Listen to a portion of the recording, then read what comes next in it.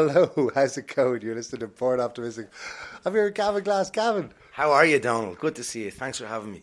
Gavin, we haven't sat down together in a long, long time. Yes. I have to start by asking you, where do you sit on the optimism spectrum? I think I'd be hitting pretty high numbers. I'm generally thought of as a very positive, optimistic guy. But it is I'm not blindly optimistic. It's something that takes a lot of internalizing, and it's something you have to dial in and force yourself to dial in, force yourself to look at the positive. And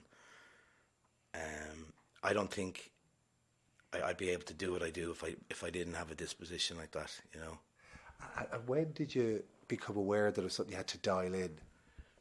I think when I was about 22, I was in a band and we had gotten a record deal, and had been living in Germany for a year, and the album was just finished. It was all about to come out, and we had all these plans of tours, and literally 2 days before the release, they said, "We're not releasing the album, you're dropped. The record company's disbanded, the album is gone."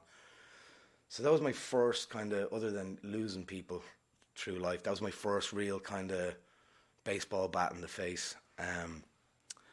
And I took about kind of 4 or 6 weeks of feeling sorry for myself, and what am I going to do now? I had quit this day job. I was an insurance salesman, and I was really young, doing really well, but quit it to do the music thing. So I was kind of weighing up my options, and I went through a really kind of dark time.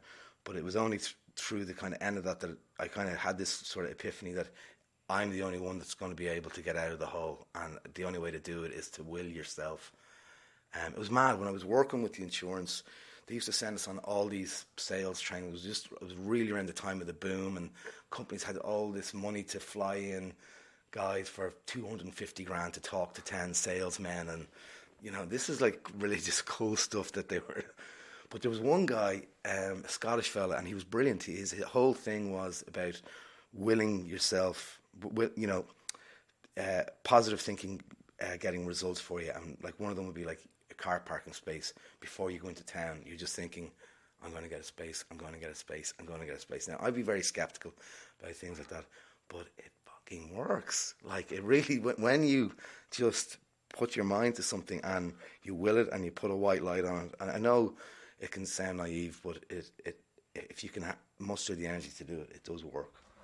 I can understand how it works with like ambitions, as in, I'm going to focus on being the best singer-songwriter in the world, the best producer. But on a car parking space? Yes, try it.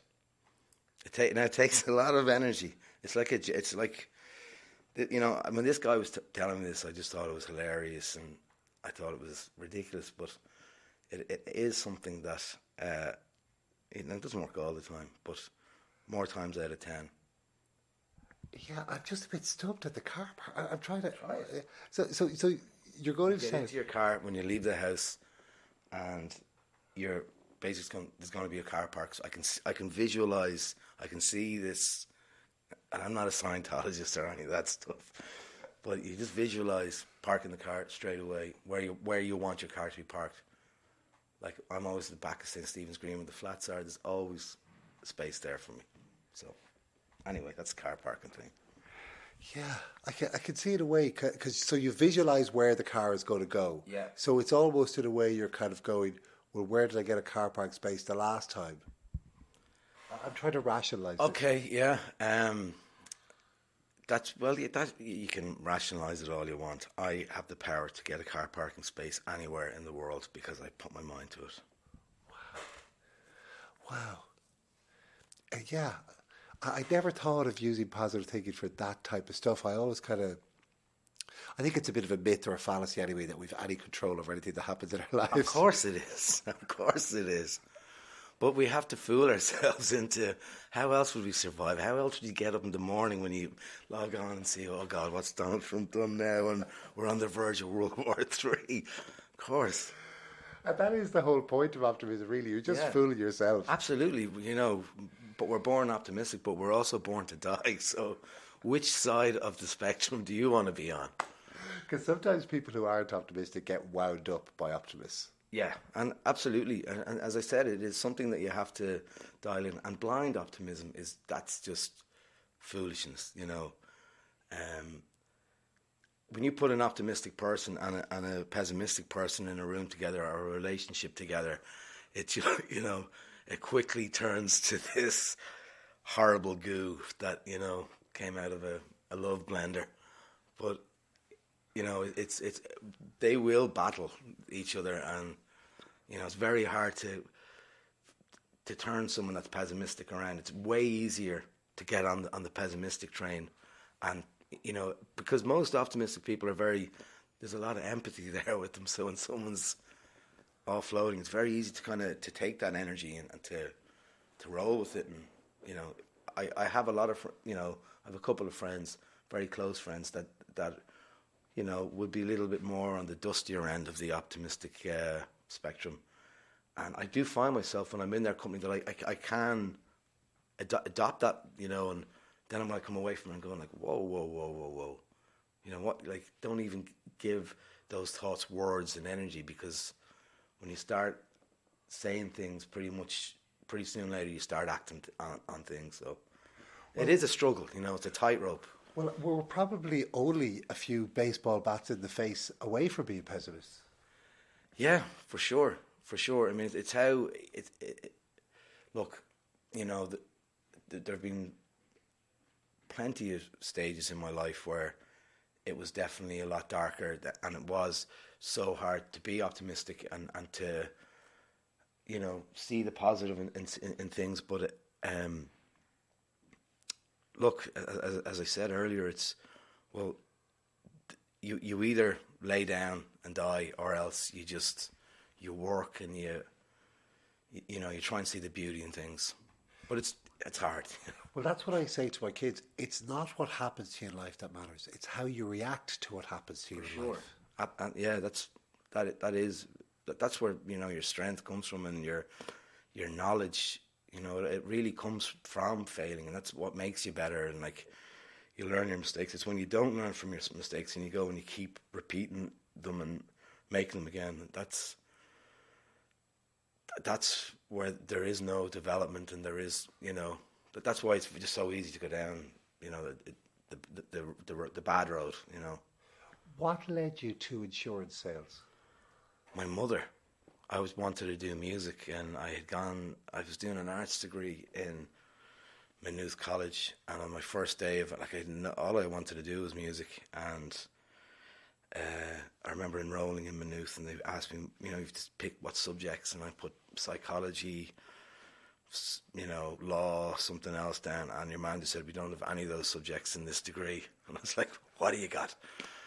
So I ended up doing Greek and Roman, and I think philosophy and English, and I used to go and buy a flag and a cider the night before college and have it in my bag, and there was no locks on the doors and the gents, and I used to just like sit with my boot up on the door drinking this, then eventually go into my lectures locked. So that didn't last very long.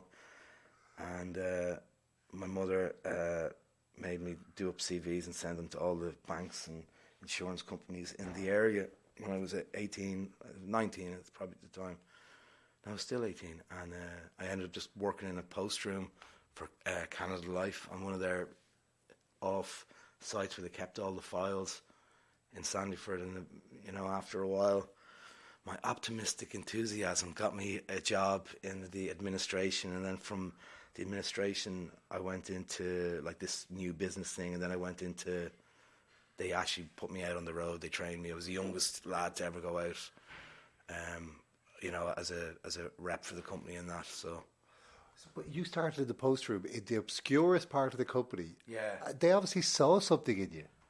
Yeah, I guess I can say, looking back now as a 41-year-old, you know, I don't mind saying it. Yeah, I must have had something, and like I was literally putting files into. It was, no disrespect to anyone I worked there, but it was monkey work. You know, it was, you could have trained a monkey to do it, but yeah, it was just one of those things that, you know, I don't know how it really happened, because I didn't have a degree, and I didn't have the, you know, I had an okay leaving cert. It wasn't great, but yeah, I guess it was just from being a smiley, cheeky, chappy kind of, I'm not afraid of work, you know. Yeah. What did you learn from your time in insurance that you've used as a producer, a songwriter, a singer? Ooh, that's a good question. How to charge people, I guess. I think that is the only. Well, yeah, and not to rip people off, and yeah, I guess not that there was, I was involved with ripping people off in the insurance, but there was definitely practices that I knew at the time. This person can't afford an extra €200 a month to put into their pension and stuff like that. Yet, I was sign the papers. That's my commission. And it was easy for a early 20-year-old, 21, 22, whatever I was, to get caught up in that and to become materialistic. And it was that time of spend, borrow, and yeah, I mean, I walked away from that experience with a very different attitude to money, because when I left the first time, we went to Germany with the band, Roach or Gramophone, whatever. We came back then, and I had to go back to insurance, but I had to go back to work for a debt collection agency. That was my first job back, because I had 8 months of sitting on the couch, smoking weed, eating cornflakes from the box, watching Ricky Lake, and eventually, I had no money, and I realised the only way I'm going to get back out playing music is to work, and if I build my own little studio in the house, I can start recording my own music. I'm not going to wait around for other people. I'll put my own music out. I never intended to become a singer, but so yeah, I mean, I had to work for this debt collection agency anyway, and this is when things started to turn, and that was a real eye opener. I only was with them for a couple of months. Not that I was going around knocking on doors. I was trying to go to banks to go, give us €5 million a year debt, and I'll put a team of people that are going to harass them on the phone. And that was hell. That was like white knuckle drives into. I was living out in Killiney, and it was like it used to take me an hour and a half to drive in the rush hour traffic every morning, and it was just this nauseous feeling. I had eczema all over my body. I looked like a map, like a red map atlas. It was it was terrible. I got back in insurance again after that, and at this stage things were the economy was starting to turn, and that's when I was kind of realizing, like, no, I cannot do this. I won't make it if I stay doing this job. So I just quit one day. I turned up to work with a black eye and a cut lip. It was like someone had a fucking Fight Club, but yeah, unshaven. And I had just put my first album out, my very first album, and I just walked in with and they were rightly so. They called me in to give me a disciplinary warnings. This is one of 3, and I went, guys,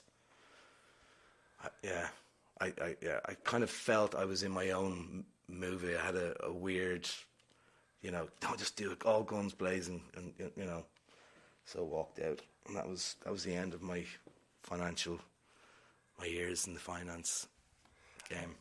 And what do you attribute your work ethic to? How do you think that was instilled in you?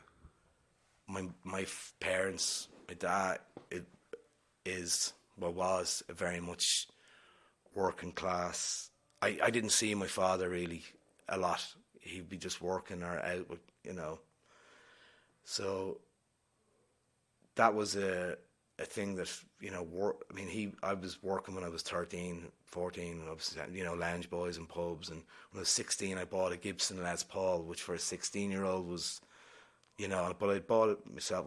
Well, I think I'd saved 80% of it. And when my dad seen me kind of working, he went, right, got me into the car. He said, we're going on a message.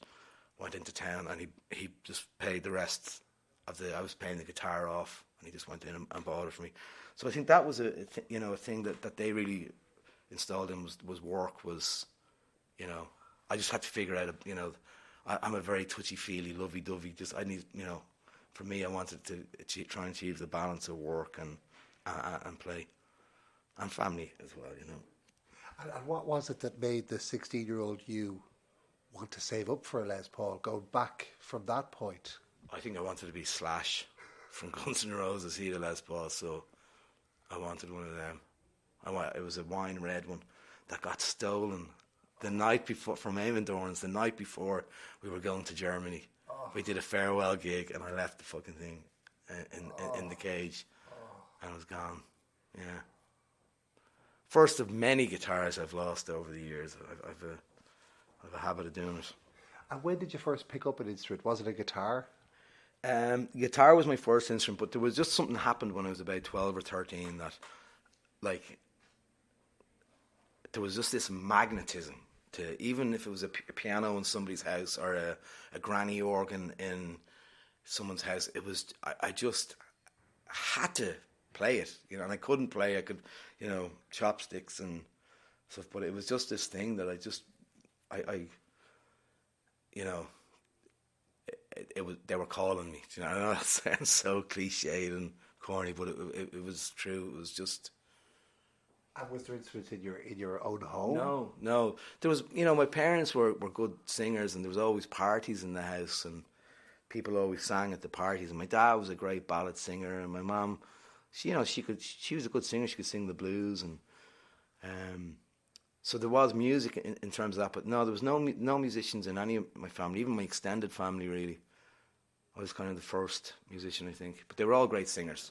And so where did this allure come from? Can you think back to what it was that first triggered it? Yes. Do you remember the Vauxhall ad in the mid-'80s? And they used Layla. And I remember watching the Equalizer was my favourite programme with Edward Woodward. And I was allowed to stay up late on the Tuesday or the Thursday night that it was on. And that ad came on. And the electric guitar, just that intro, and it was like it's like a cat call or when a dog gets the smell of another dog in heat. It's just like, and I think you know, so that put me on to Eric Clapton. I had to find out all about that. Then I wanted to be Eric Clapton, and then I think about a year later, I was in the bath. And Sweet Child of Mine came on the radio, and it was just the same moment. It was just, what the hell is that? And then Stairway to Heaven came, I think it was Dave Fanning, and then he played Stairway to Heaven straight after that because he was slagging Guns N' Roses as being, they're just, you know, a rip-off of Led Zeppelin. Here's the real deal. And I just remember, I was in the bath, it was a school night, and it was just, that was it, it was gone. Just like in those pre-internet times, how did a 12-year-old go about finding out about Eric Clapton? Because he wasn't exactly pop. No, he wasn't. There was a kid in my class, and his dad was Dutch, and he had a great record collection. And I remember talking about Eric Clapton to him, and just like, he said, "Yeah, we have his record at home," and he gave me his dad's copy without asking, which I in turn left on a bus going out to a guy in Finglas to get guitar lessons to how to play the Layla riff. And I brought the record, left it on. He got into huge trouble for it. So I got the record, and then from then it was just go to the library and hiring books out on guitars and, you know, how to play the guitar. And because back then, like, you had to, we had VHS, so you'd video the few videos that would be shown on a Saturday morning or something, and stand over the telly with the guitar, so when it did flash the guitar, you could look over the TV and sort of look down at the hand, and then, all right, so he's kind of doing chicken claw, you know. So yeah, that's, as I said, you know, like, there was a guy who taught, like, out in Finglas, so I had to get 2 buses out to this guy who was really cheap and really good. He was this guy who had this, like, double Marshall stack in his ma's kitchen in this, like, 2 up, 2 down in Finglas, like this, like the size of those stacks there, just this big, massive Marshall stack, and he just, long hair, all the leather gear, and he used to sit in the corner teaching kids guitar all day. The ma be, like, making tea and sandwiches. It's great. It was like something out of a Roddy Doyle book. So was it something about the whole visceral nature of these guitars just connect with a teenage boy. Yeah, there was that macho kind of, your hormones are like that, riffs like that, and the power of this phallic shaped girl destroyer. It was, yeah, God, it was all those things, all those, hormones going crazy, but. Because it's all a million miles away from the music you're known for. Yeah, for sure. But I was a little rocker when I was a kid. Because when I think of you, you're like dripping in Americana and country taste. You have a sound, you have a feel. Yeah, the Americana thing. Like my mum and dad they didn't really listen to music. My dad listened to Pavarotti or Nana Muscuri or Willie Nelson, and the odd time Johnny Cash. He'd one Johnny Cash record, but that was it. He used to make boiled eggs for us every Sunday morning, and he'd hear Nesundorima fucking 7:30 in the morning. Like, oh, so the only Willie Nelson was a big thing in the house, so that kind of got into my bloodstream, I guess, subconsciously, and the Willie Nelson thing. But that didn't, I remember hearing Neil Young and Bob Dylan and the Byrds when I was kind of 17, kind of getting into. Getting grown out of Guns N' Roses and all of that, and kind of just seeing, why is he wearing American flag cycling shorts and boot runners and a white leather jacket? Like, that's not cool. It's Axl Rose now, not Willie Nelson. Willie, wow, Willie would look amazing in that gear. But yeah, when I started growing out and getting into Dylan, I was always, it was always the really kind of twangier stuff that really got to me. But it was after when we came back from Germany, during the Cornflakes from the Box period, this thing on the band came on, a classic albums thing at 3:00 in the morning. It was like, and it was another one of those, hearing the Layla riff. It just, and I was 22 at that time, I was 23. And that's just when I went, I'd already had my first album out, which was kind of, sounded like the Eels mixed with, diet Radiohead. Do you know what I mean? And when I seen this thing and I just heard the truth and the honesty in that music, that's kind of when I went, I want to be in that gang. And I guess looking back now, because it was a good long time ago, it was very much cultivated. And, I was one of those kids who loved Coca-Cola and Different Strokes and all things America. I mean, America was this, it was Disneyland to us growing up. I mean, surely you've seen programs of Kojak as a kid and Street to San Francisco and Balance. No, you're going like, what the fuck is this amazing place, But you think back at it now, it was full of all these old guys. Yeah, I know. With whiskey gout noses. I know. What were we thinking? Driving brown cars. Brown cars and the big shirts and leather overcoats. Yeah. That was. But I always had this kind of obsession with America, but I did kind of cultivate the roots thing. And in saying that, though, I did my homework. I immersed myself in it. It was all I listened to. I started playing banjo, mandolin, and just taking up all these instruments because I wanted to be in the band. I wanted to be. They all switched instruments and they could all turn their hands on anything, and I just wanted to be one of those guys. And it's it stayed with me. I love what you said about the truth and honesty. That's what it represented to you. Yeah, you could hear it, the imperfections in the music, and when we were in Germany, we were working with these really anal German producers who were like, "No, one more time, now we double it," and it was just, there was no fun in it. Everything had to be rigid, and it just didn't feel like us when we'd finished the album, And when I heard these guys that are all in the same room, everything spilling onto each other's microphones, and it's just this big, gorgeous gravy of sound. That's when I went, like, that's the records that I want to make, and that's the gang I want to be in, And you named your dog after one of the band. Yes, Danko, after Rick Danko, I did. Yeah. And I also called my daughter Emmy May. I mean, if like Emmy Lou would have been too much, she would have been like, "All right, Gav, we get it. You like country music, okay." So yeah, Emmy May. You don't seem to like going anywhere without your dog. I don't, no. It's weird, you know.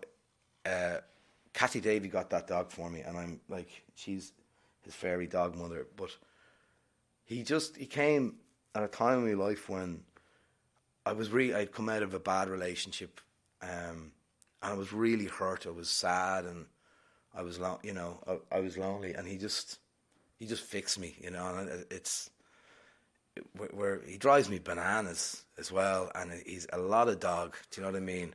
He's a big dog. He's a big dog, but we just don't like being separated. And I know how silly it sounds. Take him on tour with you if you can. I'm actually going to do it. Yeah, I have it. I have this pickup truck that I've kind of converted the back. I've got this really high ceiling on it, and he's got his bed. And he's his little water thing in there. That not that he's going to be in there for like more than an hour or two a time.